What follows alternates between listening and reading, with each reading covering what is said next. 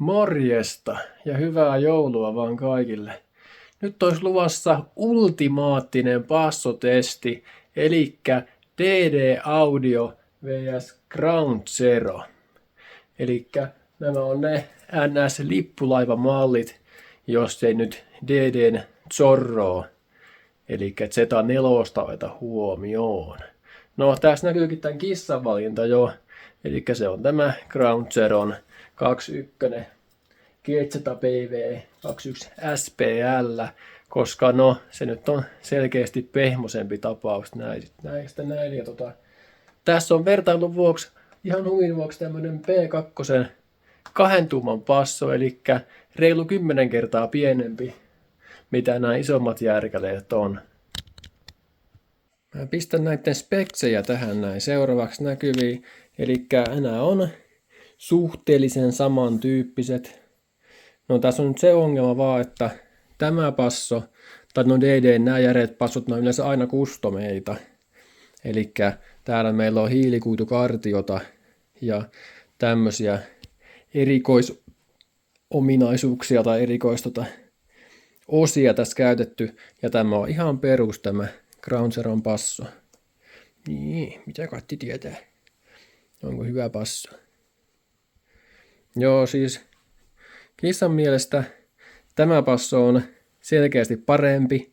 No, koska tämä on tämmönen, ei nyt ihan kivikovaa, mutta lähestulkoon. Ja tämä on pehmonen tämä passo. Eli tämä niinku varmaan huomaattekin, niin se on huomattavasti löysempi. Ja sen takia kissa tykkää. Niin ja tässä on tämä V2 peissi. Eli tämä on käytännössä pienin subwoofer, mikä on niinku markkinoilla niinku tämmönen järeä. Jos tästä haluatte nähdä videota, niin pistäkää kommenttia. Tämä on aika mielenkiintoinen tapaus. Ainakin mun mielestä.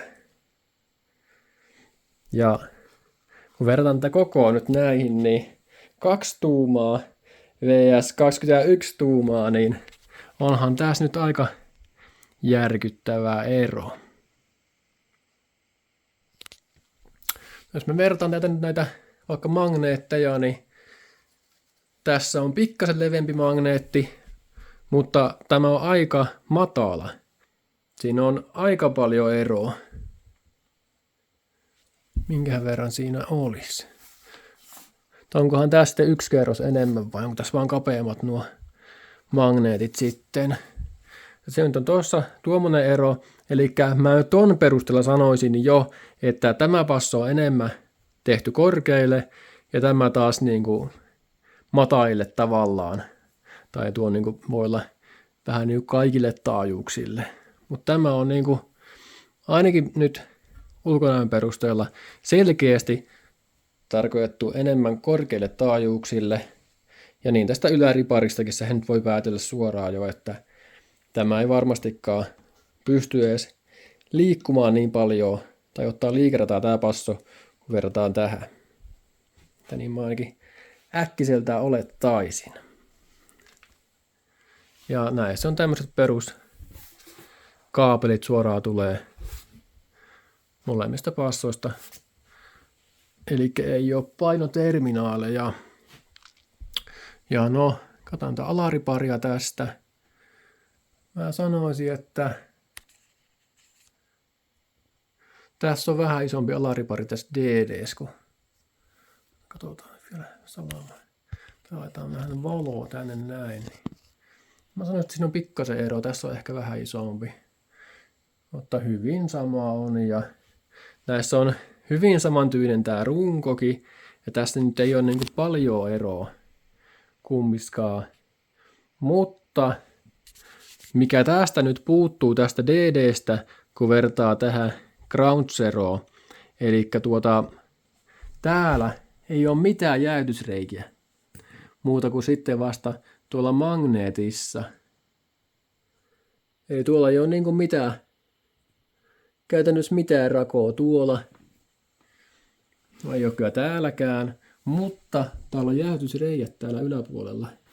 Ja tässä ei ole mitään. Eli mä nyt tästä voisin päätellä, että tuo voisi jäähtyä vähän paremmin, vaikka eipä nuokaan reijät siellä nyt paljon auta kummiskaan. Speksien puolesta taas tämän pitäisi mennä huomattavasti matalemmalle tämän passon kuin tämä. Eli DD:llä oli FS 26 ja tällä GZ:llä oli 34, eli tässä on 8 Hz korkeampi FS, mutta tällä on myös X-Maxia sitten jokunen milli enemmän, eli tällä oli 22 milliä kertaa 2, eli tällä oli sitten 44 milliä ja tällä oli 50 milliä. Eli siinä on 6 milliä sitten nyt enemmän liikevaraa tällä näin sitten. Eli no ei nyt ihan mahdottomasti, mutta jonkun verran. Ja tosiaan tehonkesto oli myös toinen asia, mikä näillä oli aika niinku suurikin ero. Eli tämä kestää, oliko se nyt 2500 wattia RMS, tämä kestää 10 000 wattia RMS. Tällä oli piikki se 10 000 wattia. Eli tämä nyt ei 100 varmasti kestä 10 000 wattia RMS. Ei kestä 10 kilowattia mitenkään 4 tuuman puhekela. Jos siellä olisi 5 tuuman puhekela, mä voisin ehkä uskoa, jos tuo kela olisi paljon korkeampi. Mutta 4 tuuman puhekela ei kestä 10 000 wattia, niin kuin mikä tänne mahtuu puhekela. Ei puhettakaan, että kestäisi 10 000 wattia. Sen takia meillä tulee vahvistimena olemaan meidän testissä SD:n Sound Digitalin 3000 wattinen Evo 5. Eli se kytketään sitten näille ja nämä on yhden ohmin puhekeloilla ja me laitetaan ne kelat rinnan, eli tulee sitten puolikkaan kytky vahvistimelle. Mutta tässä tapauksessa se ei haittaa, koska mulla on testikohteena se mun Infinite Baffle-asennus, ja siinä on impedanssikerroin niin kova, että se puolikkaan kytky ei haittaa mitään, vaikka meidän vahvisti on yhden ohmin malli, ja vaikka se kytketäänkin puolikkaaseen, se ei sitä hajoa ollenkaan. Joo, mutta lähdetään tästä vaan sitten sen testin pariin. No niin. Täällä olisi eka subwoofer paikoillaan. Ja tosiaan tässä oli sellainenkin ero, että tässä ei ole jäätysreikää niin kuin suoraan kelalle tästä näin, niin kuin siinä DD:ssä. Tässä on keskellä vaan tuo reikä. Eli periaatteessa näillä voikin olla yhtä hyvä jäähtyvyys näillä näin, koska täältä puuttuu ne reijät tuosta. Joo. Niin ja sen mä unohdin sanoa, että tämähän oli myös 500 € halvempi.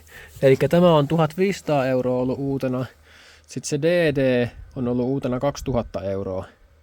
Eli tämä on se 500 € halvempi, eli 1/4, niin se on kumminkin jonkun verran jo. Joo, kokeillaan vähän soittaa musiikkia, että tämä varmasti toimii ja sitten olisi äänenpainetestiä seuraavaksi luvassa. Niin ja tosiaan tämä koteoratkaisu on tämmönen, eli tämä on vaan tässä tavallaan tämän kontin pohjalla hengittää varapyörä monttuu ja sieltä pihalle tää suppari. Eli tää on niinku Infinite Baffle asennus. Semmonen vapaasti hengittävä, jos ette tiedä mitä tarkoittaa.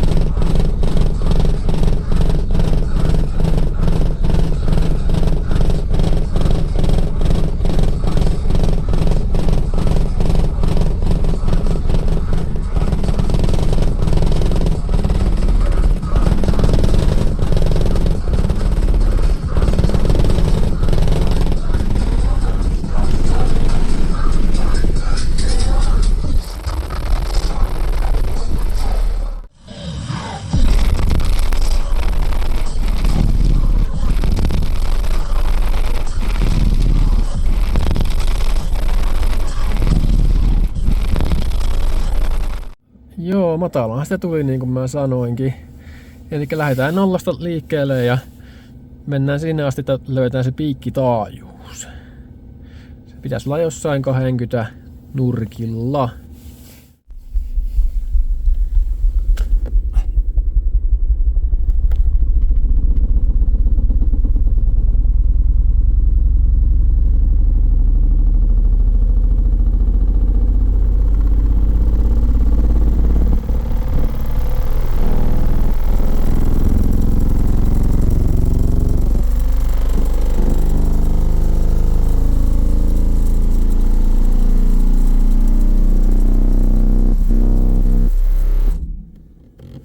Joo, elikkä sieltähän tuli tuo 20 Hz 138.21. Elikkä no, jollakin lailla. Nyt ei lähellekään ole täydellä volalla vielä, mutta joo, 20 Hz, luultavasti se on 20 tai 21 se taajuus. Se voi olla yhtä korkeampi, saan nähdä. Mutta en kyllä usko, että se 19 voisi olla. Joo, mutta lähdetään testata 20 ja kokeillaan nuo lähitaajuudet sitten vielä, että jos ne sois lujempaa. Joo, eli naksu kerralla vaan. Ja katsotaan miten ylös päästään. Eli täällä on nyt tuo lukema. Laitetaan volume lisää ja kokeillaan täältä vaan. Joo. 140 rikki. 141 rikki. Melkein 142. Kokeillaan vielä yksi laittaa. No niin, 142. Kokeillaanko vielä kerta?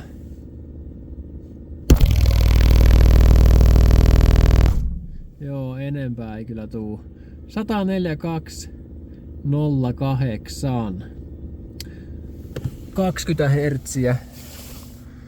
Kokeillaan sitä kahta yhtä vielä, että jos se olisi parempi. Tuskinpa.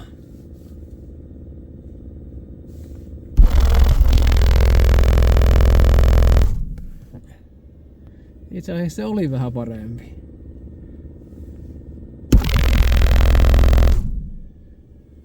Kokeillaan sitä 2.2 vielä.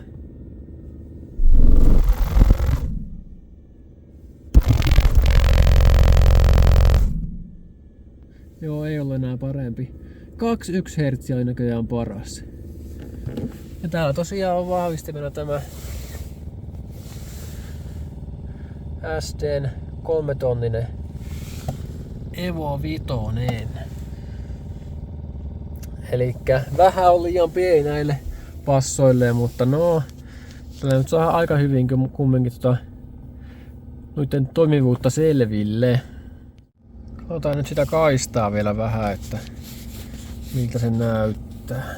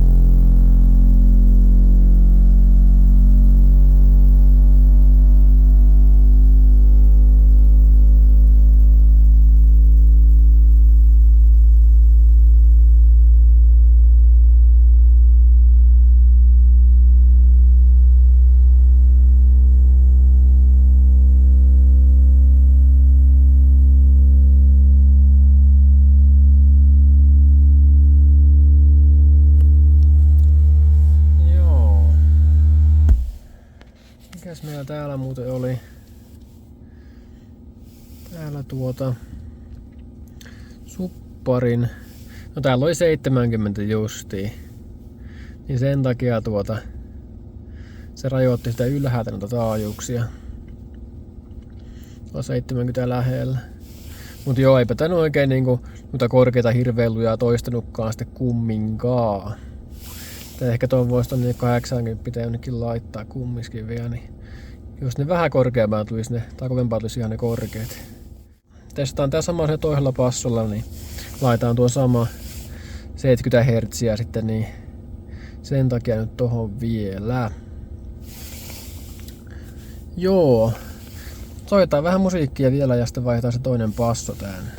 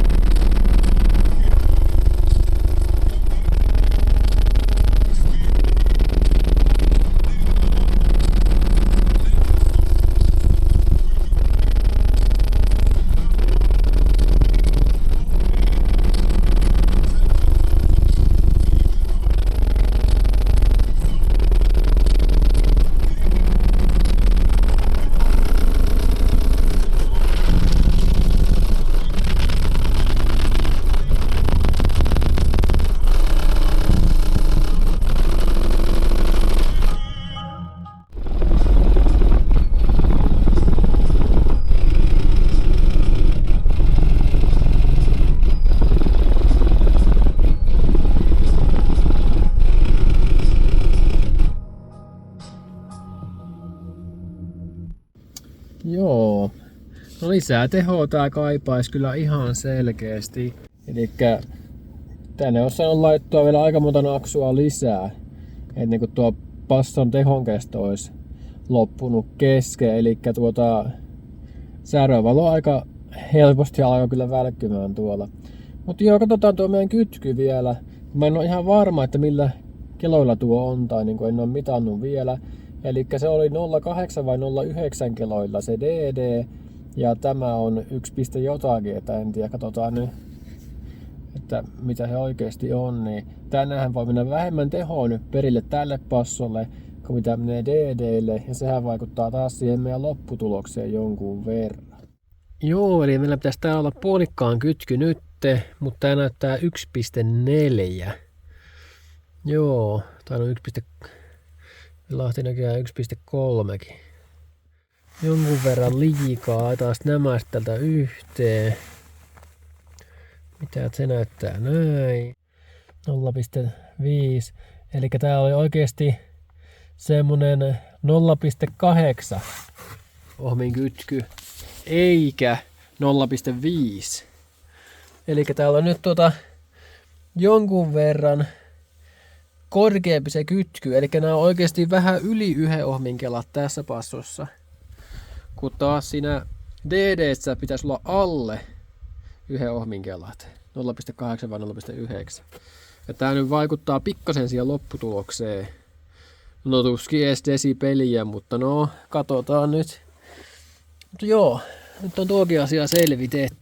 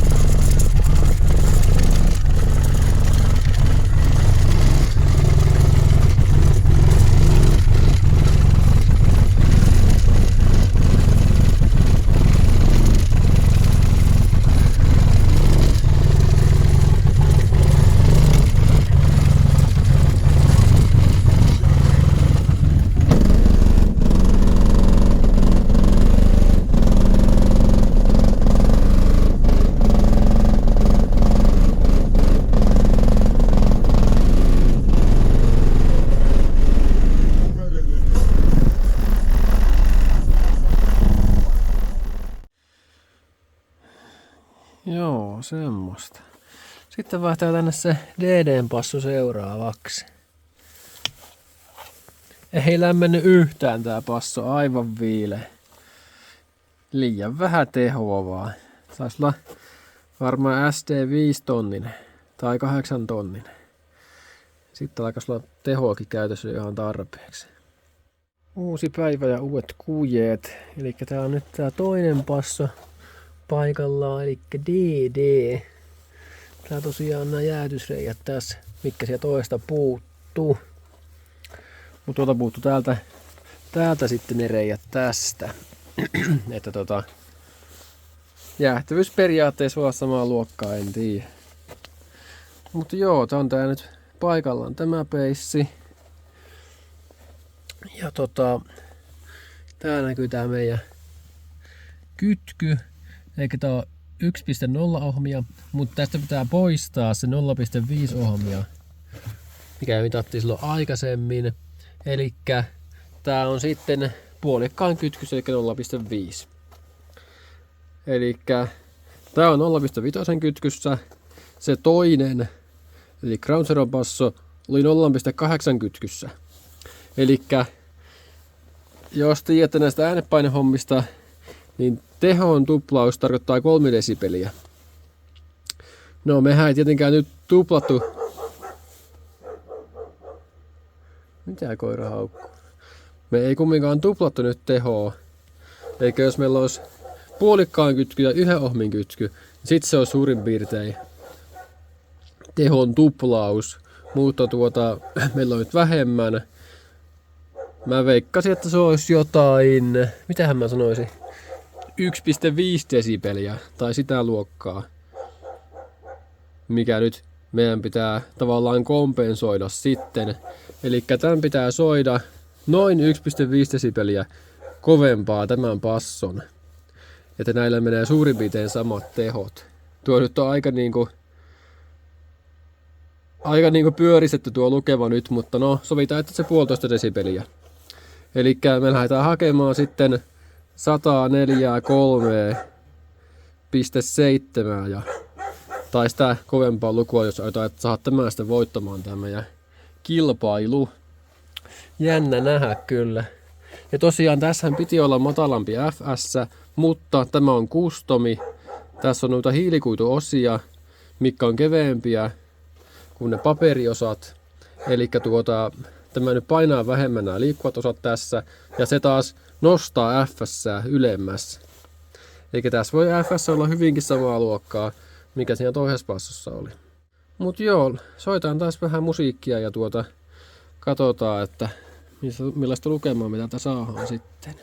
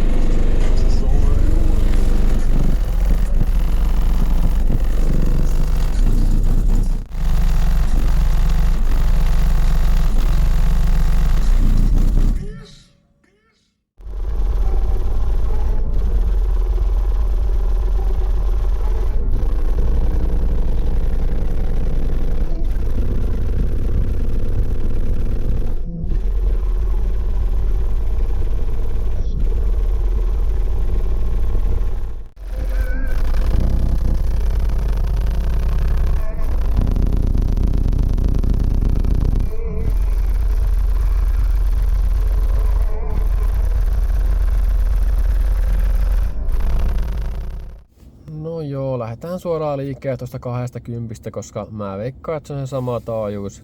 Eli se 21 taas. Kumminkin kun lämpötila on sama, niin tai no asteen heitto on, niin en mä usko, että se vaikuttaa sillä lailla. Kokeillaan tästä nyt. Ottaa taas napsua kerrallaan. 20.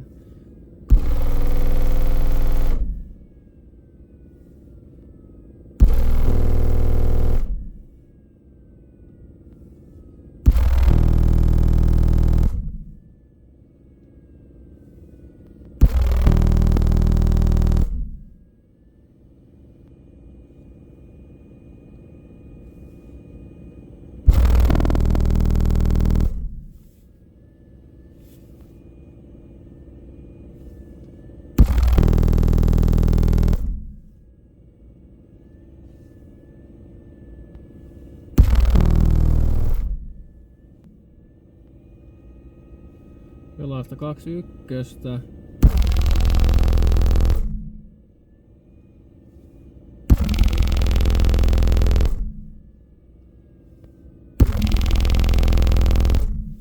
Joo, ei.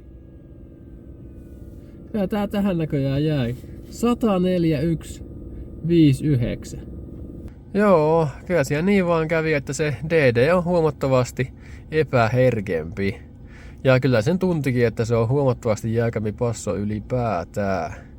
Mut korkeata aaluksilla se varmaan pärjäisi kyllä aivan eri lailla tai kovemmalla teholla sitten, jos siinä vaan liikerata piisaisi. Mut joo, katsotaan sitä käppyrää tältä nyt seuraavaksi vielä.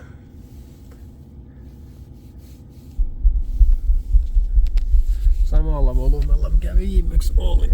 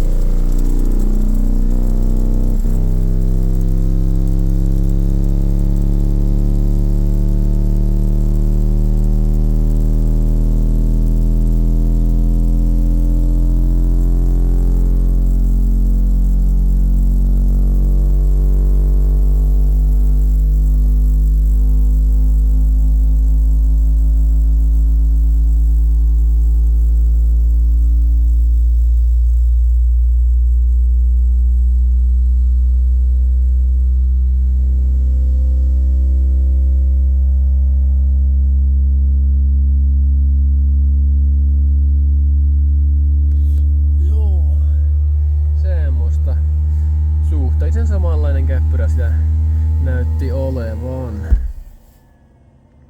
Joo, mut soitaan nyt musiikkia vielä vähäsen. Joku kumminkin kysyy, että no mitä he soi niskatukeen, niin no kokeillaan tällä edellä nyt vielä se. Elikkä täällä on mittari nyt, mä siirrin tänne vaan niskatukeen sen ja katsotaan minkä verran sinne tulee. Kokeillaan tällä 20 ja sitten kokeillaan sillä 21 vaikka vielä. Niin. Niskatukeahan tämä soi huomattavasti lujempaa.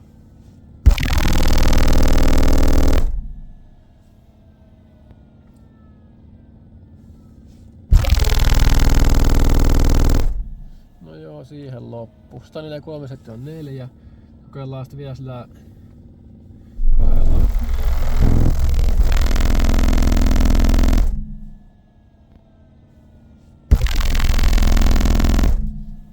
No joo, ei tullut enempää.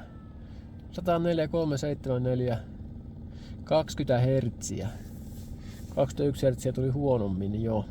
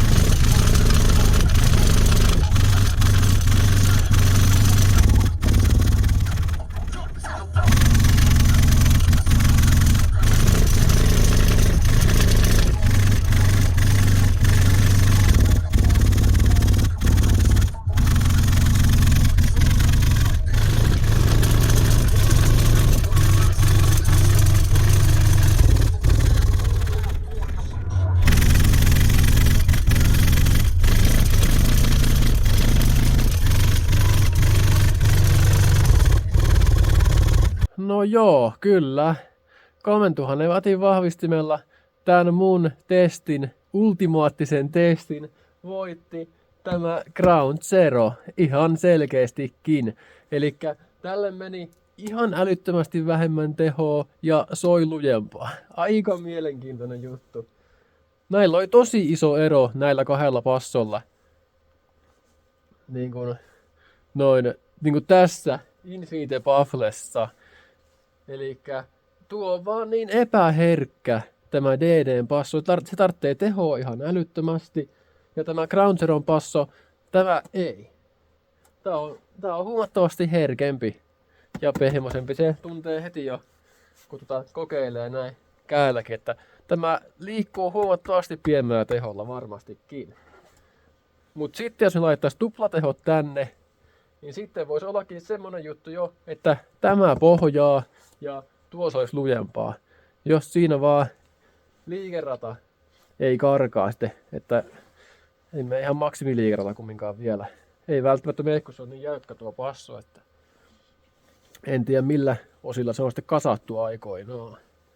Ja toisaalta, jos tämä testi olisi tehty vaikka refleksikotelossa, niin, ja se meidän taajuus pitäisi ohjattaa, spiikkitaajuus olisi korkeampi, niin aika varmasti DD olisi voittanut sen 10-0 sen testin, koska se nyt näkee, että se on tehty korkeille taajuuksille, ja tämä on niinku enemmän tämmöiselle matalille tämä passo.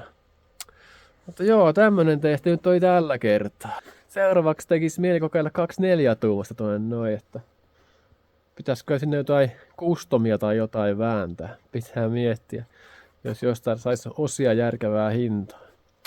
Mut 2.4 tuumanen tonne menisi vielä. Joo, aina vaan isompaa ja isompaa. Mutta joo, hyvät joulut vaan sinne. Morjens!